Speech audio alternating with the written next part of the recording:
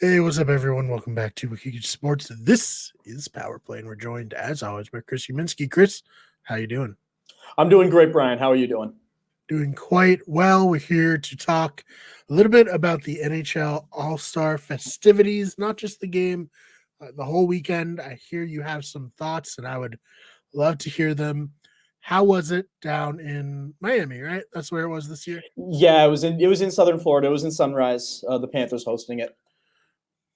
All right. So how'd that go? So, I mean, it looked like it was probably fun for the.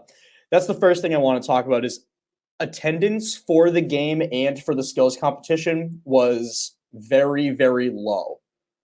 Like you could see like I watched the skills competition live. And it was there were a lot of empty seats there. It looked kind of that was a little disappointing. I think they probably could have chosen a better location. I can see why they'd want to do it in Southern Florida. They're trying to attract fans there. They have a good team now, but they're still having trouble trying to fill their buildings. They're trying to get this flashy event there, but I don't really think that did much for their attendance. And then the other thing too is just starting with the skills competition. The skills competition is usually the best part of between the All-Star weekend. But this year it just felt so kitschy. There were a lot of really good moments, like Sergei Ovechkin being out there with his dad and dangling a goal in during the breakaway competition. That was a nice moment. But other than that, it was really the competition. It seemed disorganized. It wasn't cohesive. You'd have like, oh, here's somebody doing their hardest shot. Oh, now we're going right into this person's breakaway. It wasn't just like, here's the breakaway competition. Here's the hardest shot. Here's whatever the goalies are doing.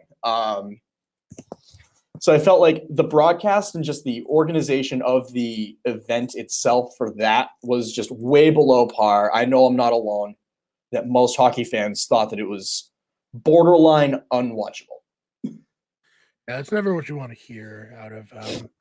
And the NFL didn't have a great All-Star weekend, in my opinion, either. So maybe it's just these All-Star weekends are a little like, at this point. Yeah, I mean, I know you know my thoughts just on like all-star games in general. If it were up to me, I would get rid of all of them.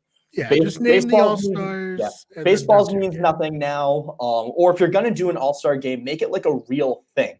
I think the NFL actually probably does that part better than the rest of it, and maybe baseball does the same thing too because they do their American League versus National League. Mm-hmm. But I just love to see do a real hockey game after the season is over. Do it in July. Mm-hmm. Do a real game. Do Eastern Conference versus Western Conference. Right. Yeah. Well, this year for the NFL is flag football. So yeah, I watched it because I'm an addict. But yeah, it was not that great. So what do you think the NHL can do to kind of improve on the experience going forward for this? Number one, bring back an actual skills competition. I love the breakaway competition with like the costumes and things. I love that. Can't get enough of that. But I want to see them like do it the way they used to do it. Have like actual metrics that you're judging your breakaways from for that specific one. And then just make the event more about hockey and less about flashy, kitschy, corny. We're trying to sell this product to somebody. Yeah, I think that makes sense. The one big highlight I saw, and probably because I have a lot of Bruins fans that I follow on Twitter, was the tribute to Happy Gilmore. Do you want to talk a little bit about that? Yeah, David Pastrnak for his breakaway. He was wearing a Bruins Happy Gilmore jersey. So he did a little tribute to that movie, and he took his shot with a putter. Yeah, he had a little like run up to it and everything. And he had to he just tapped it in at the very end. So was that probably the highlight of the skills competition for you? For me, probably yes. And then after that, like I said, Alex Ovechkin, Sidney Crosby, and then Sergei Ovechkin. I think he's like 5 or 6 years old. Coming out and doing theirs. and little Sergey just dangling on who was in it? Roberto Luongo. They had him as a celebrity goalie for that. I thought that was cool for the breakaway competition. They had brought out various different goalies from the past to go do it, and I always loved Roberto Luongo. So that was cool to see. And we'll see, 13, 14 years, we'll see him in the NHL, I'm sure. 2030, I think it's 2033 he's eligible to get drafted. And then when he does, they'll get to replay this clip forever. Oh, yeah, absolutely. He's only 894 goals behind Wayne Gretzky right now. Hey, Wayne, watch out. He's coming. The OV 2.0. He's coming for you. So what about the game itself? What do you think of that? The game itself was better than the skills competition, I thought, but it still wasn't that exciting to watch. Just a 3-on-3 tournament between the four divisions. Not surprised that the Atlantic Division won. The Atlantic Division is the most stacked division in hockey, and they had my guy Monty, Jim Montgomery, behind the bench for them with Linus Ullmark in net. You really can't, of course they were going to win that. That wasn't that exciting. Right. Oh man. So anything else about the All-Star festivities you wanted to talk about that we didn't bring up yet? Nope. I think just if you work for the NHL and you're looking at me right now, make it better next year. Yes, please do. All right. So, I guess a former All-Star. We can talk about him. Jaromir Jágr, still playing hockey, still out there. Former Bruin as well, of course. What's Jaromir up to? So we've talked about him before. He plays over in the Czech league for the team that he owns, HC Kladno. Yeah, HC Kladno. And he is 50 years old. He's still scoring goals. And he just the other night overtook Wayne Gretzky's overall goal record for all of professional hockey, between the NHL, AHL, ECHL, OHL, all the Canadian things, and the European leagues. Just as a professional hockey player, Jaromir Jágr broke Wayne Gretzky's goals record of 1,098 career goals. Yeah. So right now, nobody in the world has scored more goals playing professional hockey league in any league than Jaromir Jágr. And I think it's crazy considering that he's 50 years old and with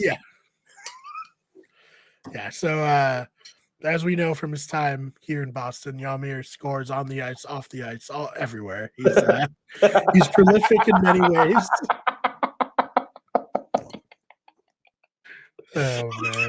So big shout out to him. Congratulations. Yeah, we are a pro Jágr channel over here. Yeah. Love it. He's very fun.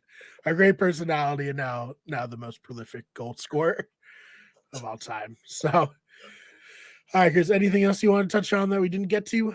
I think just real quick, kind of interesting. Former mayor of Boston, Marty Walsh. It looks like, based on what I've seen today, he's going to leave the Biden administration. He's going to become the president of the NHL Players Association. That's good for him. Kind of was Marty Walsh known to be a big hockey guy? How does this connection happen? He definitely gives me Bruins fan vibes. Sure, just the way that he talks and his whole sort of presence. Mm-hmm. So I think that that's going to be a cool thing. Yeah. So, shout out Marty. Yeah. I mean, hey, he was in the White House. He's like, I don't want to do this anymore. Mayor Walsh. Yeah.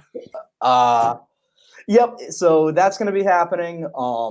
We got the trade deadline coming up in a little less than a month now, and then I'm still waiting on Pastrnak. Still waiting on him to sign. Every day I get a thing from ESPN. Oh, they're close to a deal. They're getting really close. But I've been seeing that same notification every day for the last 3 weeks. Yep. So we'll see what happens there. We'll keep you all updated. Other than that, anything you want to plug? Just I'm on Twitter. That's Chris _Uminski. On TikTok too. That's @Chris Uminski. And then, of course, we're going to bring him back, Brian. Yes. We're going to get him back. That's at Whalers Revival for your updates on the status of the Hartford Whalers. I am working day in and day out. They better at get least them let back. us do like the official Whaler podcast if you do come back, you know? I mean, I think we're ahead of everybody on this. Yeah, I think so. So yeah, go check Chris out there. You can follow me on Twitter at @theFakeBMars. Our channel is on Twitter at Wicked Good Sport. It's on Instagram and TikTok at Wicked Good Sports. And we're on Twitch at twitch.tv/Wicked Good Everything. Chris, thank you so much for your time. All right, thank you. We'll see you all in the next one.